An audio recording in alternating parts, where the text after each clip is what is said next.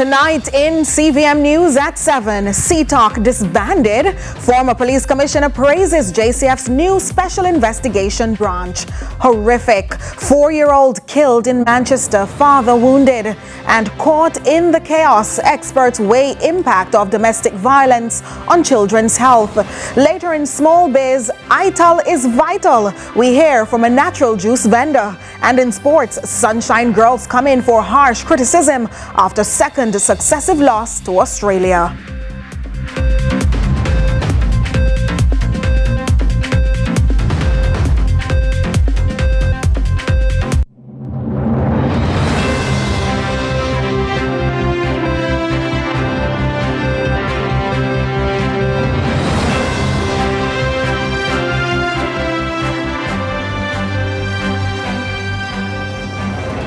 From Kingston, Jamaica, this is CVM News at 7 for Monday, February 9, 2026. I'm Nika Lewis. Thanks so much for joining us. First up this evening, following growing concerns about corruption in the ranks of its counter-terrorism and organized crime investigation branch, CTOC, the Jamaica Constabulary Force has established a new specialized investigation branch. In a release on Sunday, the JCF says the move forms part of its ongoing modernization and transformation agenda and will see several elite investigative units consolidated under a single command structure. The new branch brings together divisions including the Fraud Squad, the National Strategic Anti-Gang Division, the Transnational Crime Investigation Division, and the Jamaica Fugitive Apprehension Team, among others. The Specialized Investigation Branch is expected to play a central role in disrupting organized and transnational criminal networks while improving accountability and prosecutorial readiness. The announcement comes following last week's leadership shakeup at CTOC after cocaine was found in a storage unit at the elite branch. An inspector assigned to CTOC was also arrested and charged in January after cocaine was found in his possession. In the meantime, former Commissioner of Police Rear Admiral Hardley Lewin says the move to restructure the investigative arms of the force could strengthen coordination. The move that the Commissioner has made in amalgamating the investigative arms of the force makes every sense. The issue, of course, is that this is coming at a time when questions have been raised because of an incident in one of those arms, what you call the elite arms. Rear Admiral Lewin says while public concern about the CTOC incident is understandable, reorganizing investigative units may actually improve how police handle modern criminal networks, which are often interconnected and sophisticated. Meanwhile, a 4-year-old girl was shot and killed in Woodstock, Manchester in a brazen gun attack Sunday afternoon. Police reports indicate that shortly after 4 p.m., little Sania O'Brien and her father were seated in a motor vehicle when gunmen approached, alighted and opened fire. When the shooting ended, both were found suffering from gunshot wounds and were rushed to hospital. Sania later succumbed to her injuries, while her father, up to news time, remains hospitalized. In the meantime, reacting to the child's killing, Member of Parliament for Northwestern Manchester, Michael Phillips, says there is concern about the recent upsurge in violent crimes. On top of what is happening in the parish right now, I mean, including in my own constituency, I've been in dialogue with the senior superintendent in charge of the parish. Over now in St. James, 2 murders at the weekend have pushed to 4 the number of people killed in that division in less than a week. The latest incidents include the discovery of an unidentified male body in Montego Bay and the fatal stabbing of a 30-year-old chef in Anchovy.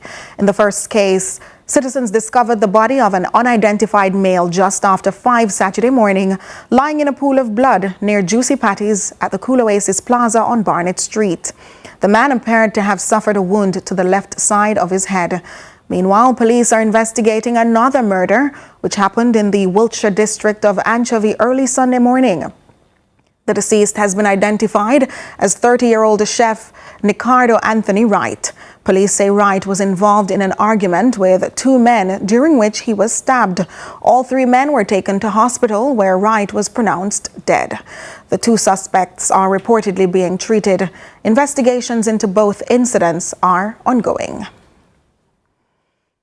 Well, in the region now, the United States is continuing to ramp up economic and diplomatic pressure on Cuba. With Venezuela having been in the crosshairs just recently, regional stakeholders are growing increasingly concerned about who could be next. Amoy Harriet has the details.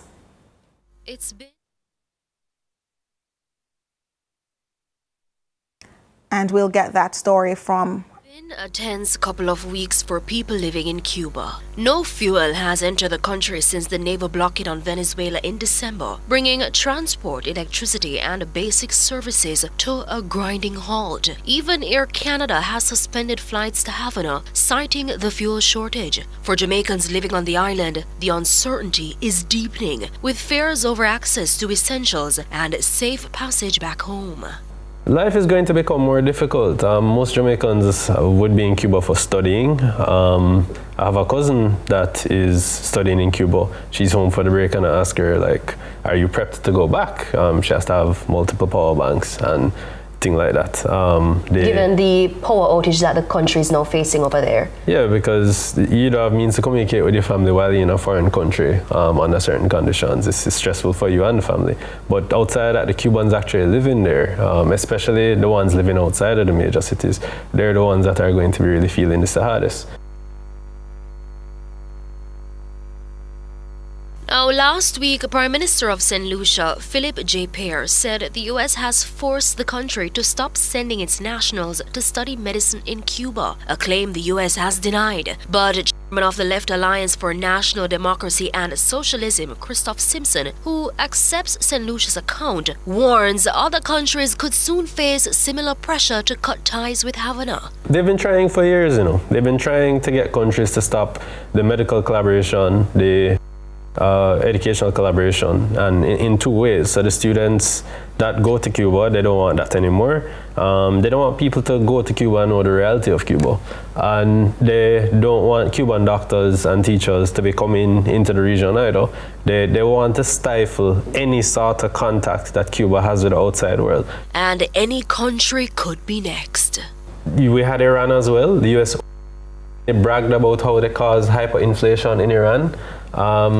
Economic warfare is something the US used against even Jamaica in the 70s and Mozambique in the 70s.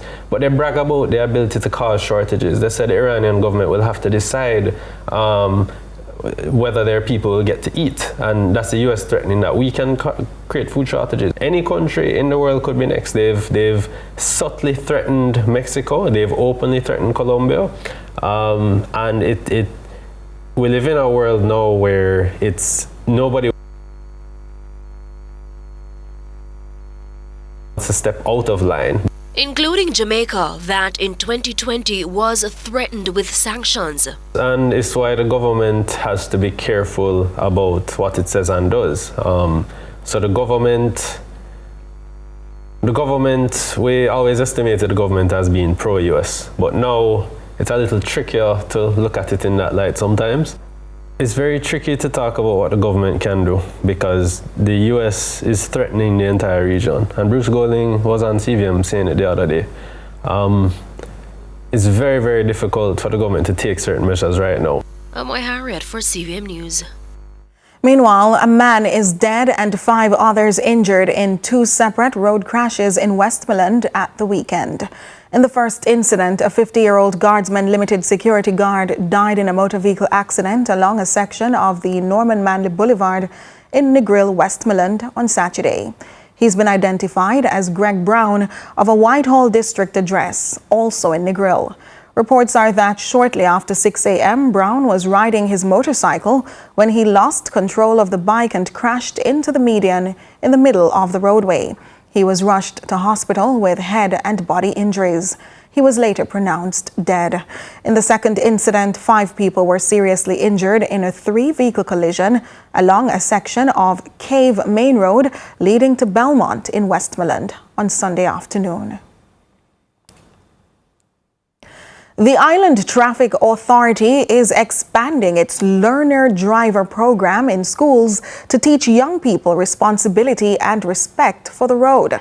Colonel Daniel Price says it's about more than just getting a permit, while Superintendent Ainsley McCarthy warns drivers to stay safe. Kevin Black reports. The Island Traffic Authority is expanding its learner driver education program in schools as part of efforts to promote road safety among young people. Director General of the Island Traffic Authority, Colonel Daniel Price, says the initiative has already reached several institutions across the island and is helping to build a culture of responsible road use. Respect the learning process. Obey speed limits. Listen carefully to your instructor. Stay focused on the road. And understand that every action behind the wheel carries consequence. These are not just rules. They are lifelines. He emphasized that the initiative is not just about obtaining a learner's permit, but developing discipline, responsibility, and respect for road law. This program is not about collecting a piece of paper. It is about discipline, accountability, and respect for and understanding the road code. The law recognizes that learning to drive is a serious process, and it must be treated as such. Meanwhile, Commanding Officer for the Portland Police Division, Superintendent Ainsley McCarthy, is urging young drivers to be responsible on the nation's roads, pointing to an increase in traffic fatalities last year despite a reduction in murders. Last year, as a police division, we were able to reduce murders by 15%. What we saw were fatalities from traffic accidents climbed by 15% also. So while we were able to reduce deaths by one way, we saw an increase of deaths on our road. Kevin Black reporting for CVM News. The Island Traffic. We take a break. Stay with us.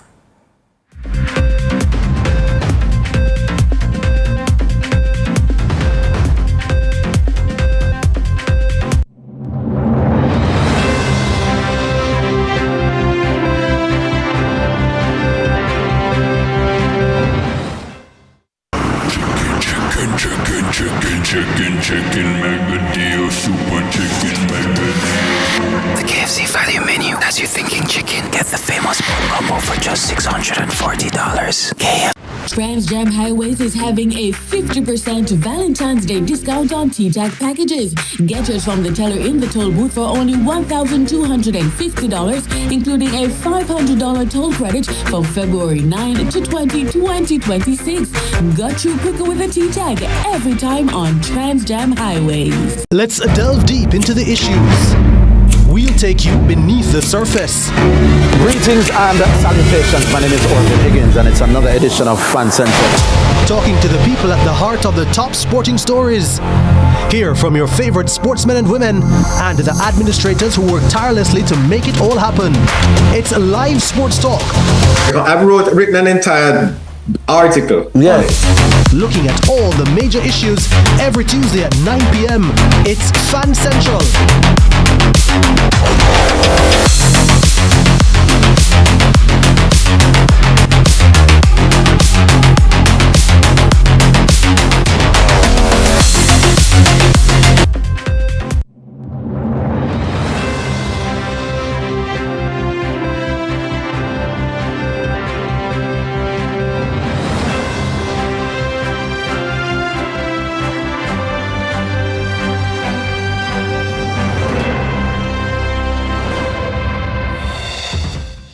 Thanks so much for staying with us.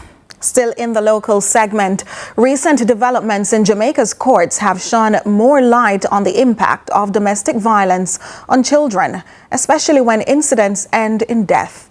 Tonight, experts discuss the far-reaching implications and ways to lessen the effects. Imagine walking in on a parent's lifeless body well before your 13th birthday.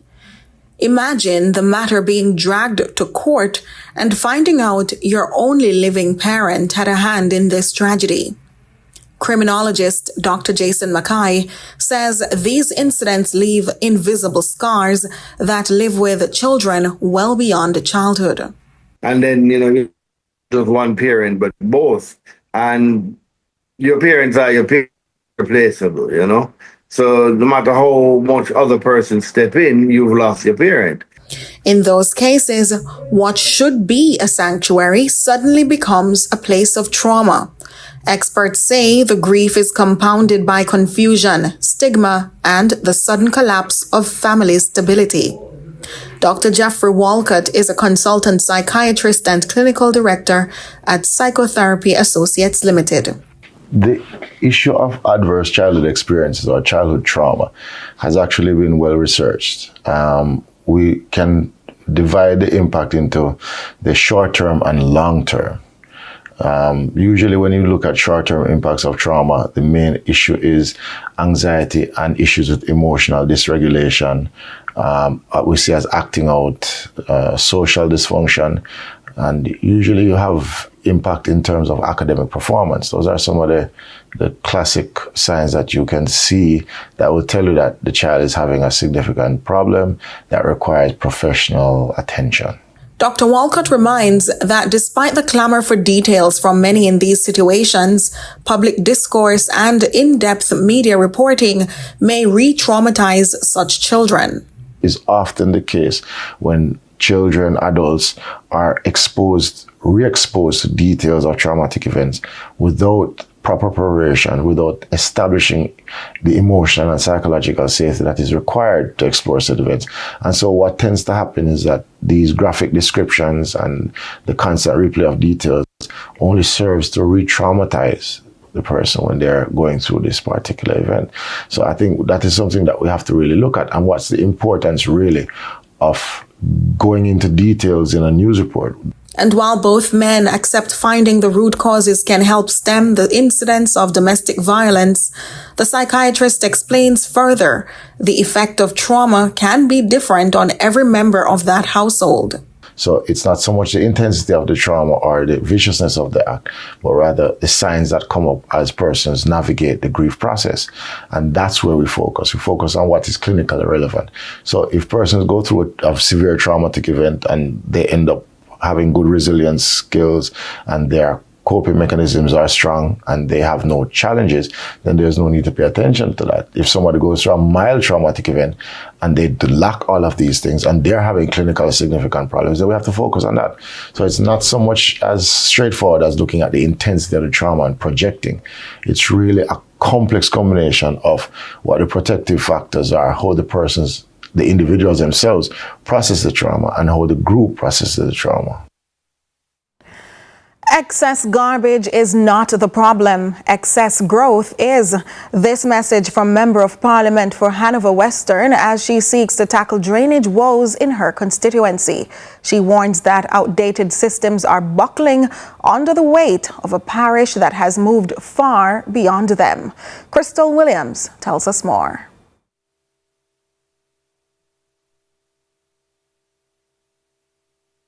Especially Lucy area and surrounding communities.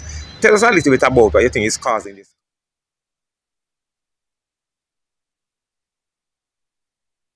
And we take a short break. We'll be right back.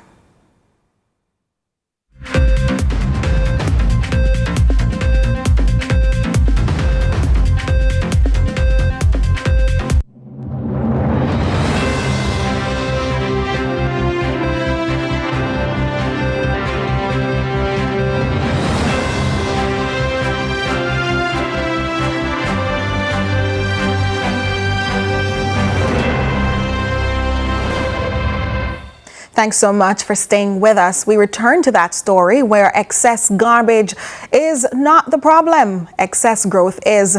That message from the Member of Parliament for Hanover Western as she seeks to tackle drainage woes in her constituency. Let's take a look.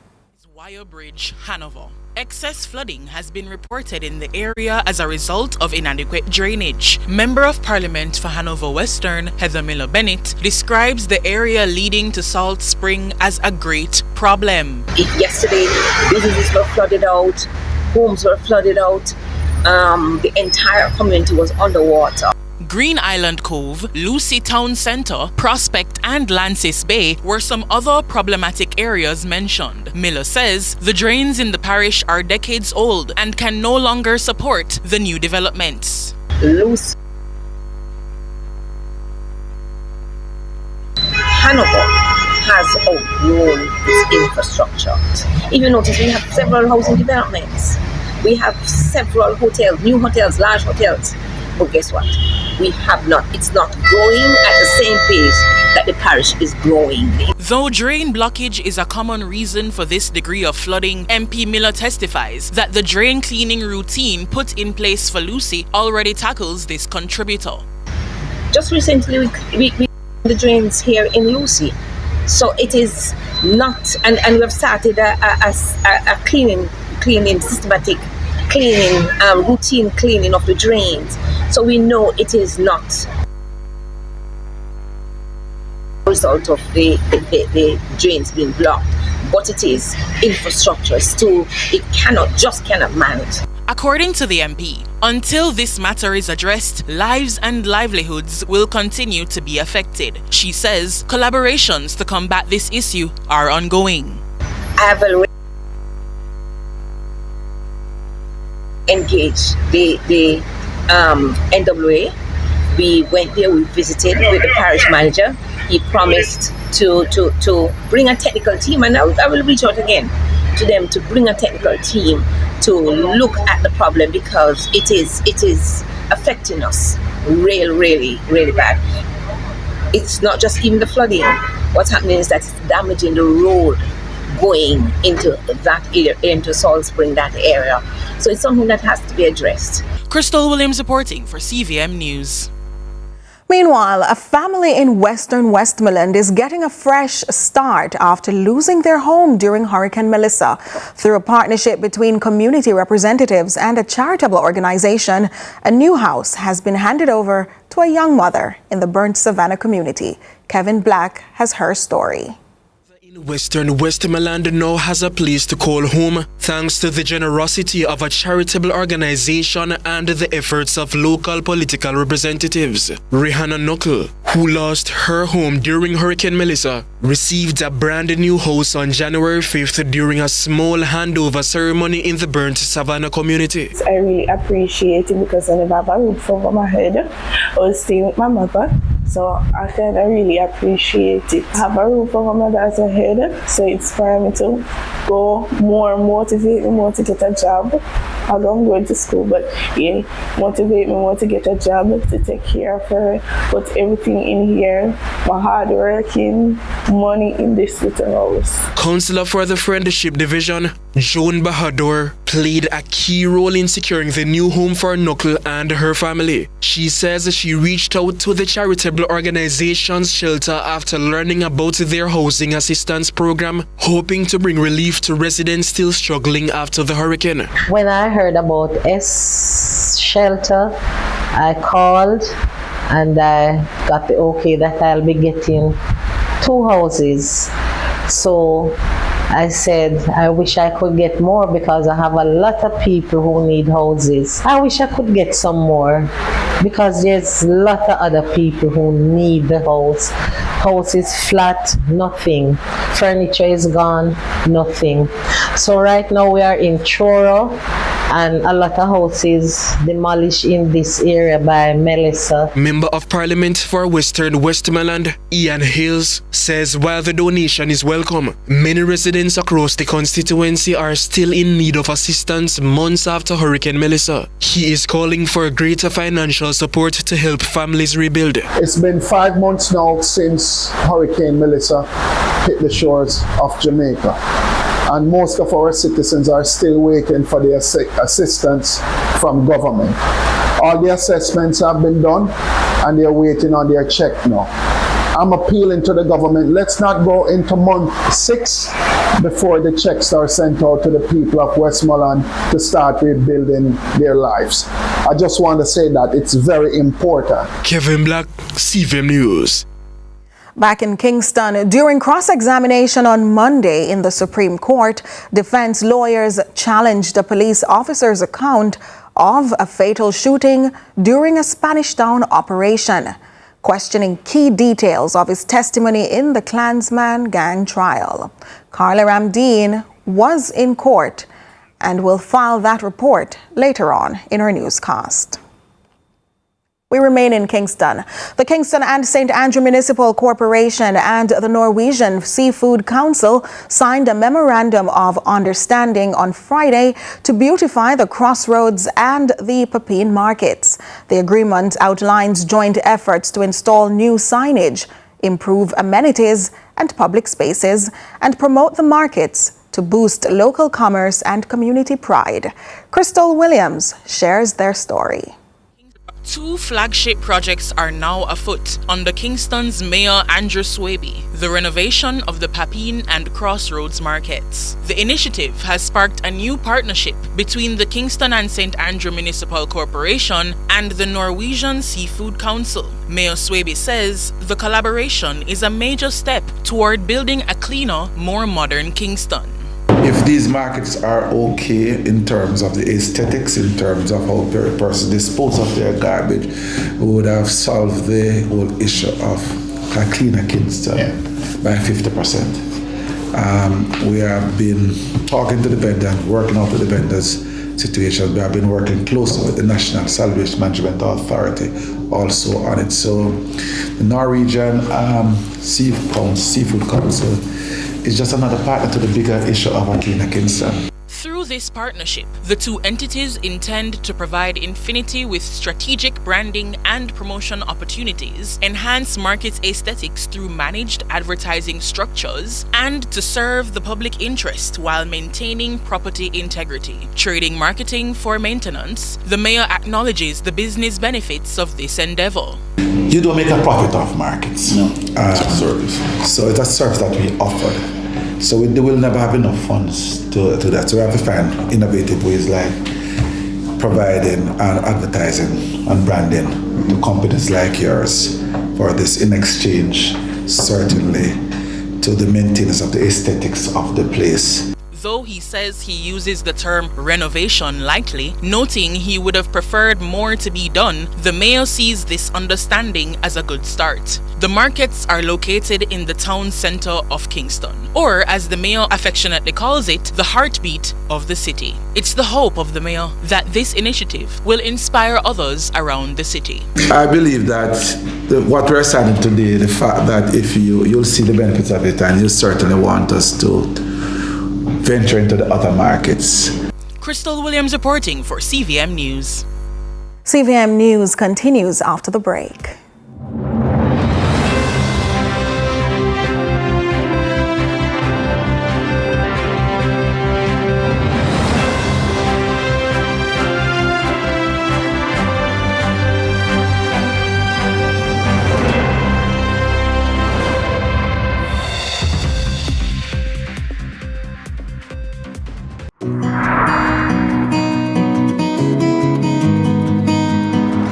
You know, some days are harder than others, but we have to do our part. You like porridge? We're in this together. Morning, nurse. Thank you for what you do every day. Come in, nurse. Our bone of fear.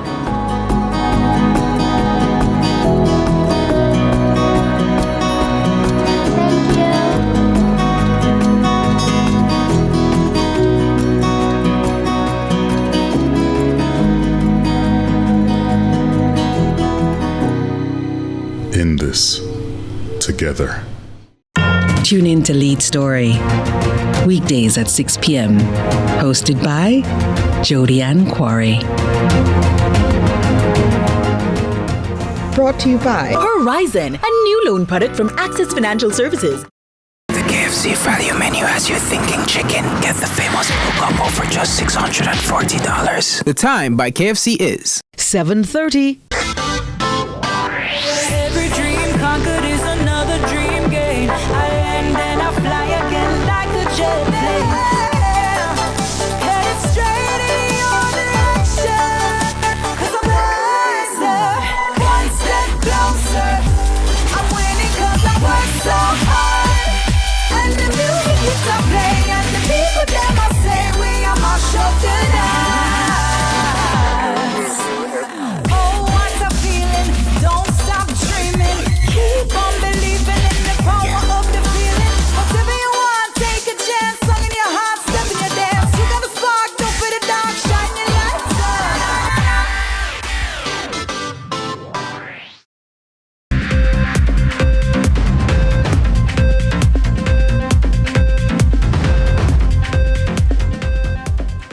Thanks so much for staying with us. In this week's edition of Small Biz Big Dreams, Kevin Black speaks with a natural juice vendor.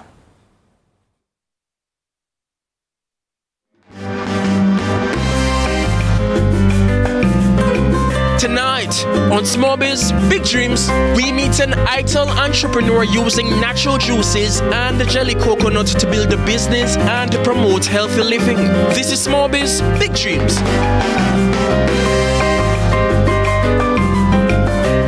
For more than 7 years, Roshane Negos Johnson has been operating Negos Jelly Water and Juice Portal, a business he started in 2019. He says his ITIL lifestyle inspired him to sell natural drinks and help people make healthier choices. It started from a vision. The vision was the coconut water lie down with gold inside of the bottle. Everything is natural, so the basis, which is a natural cereal, so we don't put it to eat as some people. We blend it. See it? Yeah, we blend the cereal because a lot of people put E to the cereal. When you put E to the cereal, feel the nutrients of the cereal. Yeah? So the natural basis is keeping it as natural as possible as the process from the earth. Negos says many of his customers come through word of mouth, and over time he has learned which juices people prefer for different health needs. The street now have no window, no door. So it is the perfect store because there is people passing by. So on the bike, you have to view the bike. On the bike, it was a mobile just going through the street. I was able just to, the turban, the look, it attracts people. Turmeric, June plum, turmeric, orange juice, sea moss, and beetroot. And we have the herbal blend, Guinean weed, vervine, thing called spirit weed. Yeah, we have the clove. He says coconut water remains one of his most important products, and he believes it's a better, more natural option than bottled water. As for the future, Negos says he plans to keep building his business while serving the community. I was working a 9 to 5 like you guys doing a 9 to 5, but I always pray, you know, that I wanted something to do for myself, because by working for boss, I realized that I was really smart, you know, so I could do my own little thing. So I started off small. So I started off praying that I wanted something to do, and the vision came to the eye, yeah, of the coconut water lie down with gold inside of the bottle. So that is how we got started with the coconut water, and from the coconut water it evolved. These juices is of a medicinal nature. Next week, we continue to spotlight entrepreneurs turning small ideas into something grand. Until then, for Small Biz Big Dreams, I'm Kevin Black.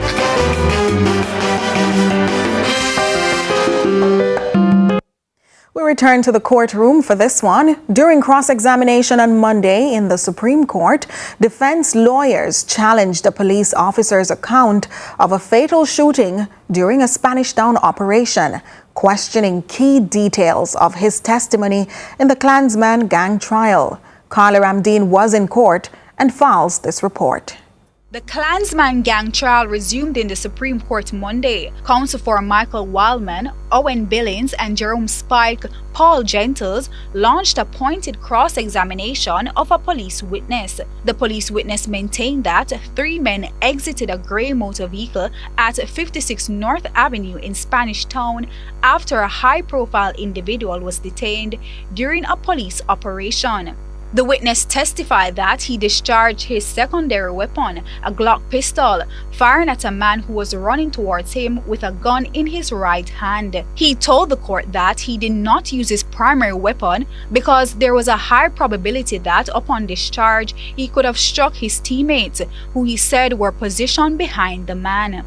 Under questioning, the witness agreed that at the time he fired his gun, the man's arm was raised to shoulder height, but defense counsel challenged this account, pointing to documentation which suggested the man was shot under the arm. The suggestion drew a strong objection from the prosecution, who argued that the document was not in evidence. The objection was upheld. The defense further suggested that the man was shot in the back of his arm as he attempted to run away. Mr. Gentle suggested that the fatal wound to the armpit could only have occurred if the man's hand were fully raised above his head, exposing his armpit. The prosecution objected, stating that the suggestion invited speculation. When asked how many times he fired, the witness maintained his earlier testimony that he only fired his weapon twice. Mr. Gentle suggested that 3 fatal shots were fired, which the witness denied. The witness also denied that officers shouted warnings or ordered the man not to move prior to the shooting. Attorney Gentles further suggested that the man raised his hands to indicate he was unharmed when he was shot and killed. The witness disagreed. The defense counsel then accused the witness of murder, but the prosecution objected. The judge allowed the question. The witness responded, "Are you accusing me of murder?" Additional suggestions were put to the witness, including claims that a firearm was planted at the scene and that DNA evidence was transferred. The witness denied all such allegations. The witness also denied detaining or searching the high-profile individual inside the house. When asked whether he spoke with the individual after the shooting, the witness said he could not recall. The defense counsel further suggested that the witness and other officers celebrated after the incident by eating ice cream from a truck allegedly parked outside the premises. When asked by the judge whether an ice cream truck was parked outside, the witness replied, "No, sir." The defense also alleged that the high-profile individual was threatened and coerced into cooperating with police by providing fabricated information linking the accused to criminal activity in Spanish Town. The witness denied the allegation. The defense further suggested that the witness threatened the driver, identified as Bridger Thomas, one of the accused, but the witness denied. Carla Ramdeen, CVM News. It's now time for regional and international news.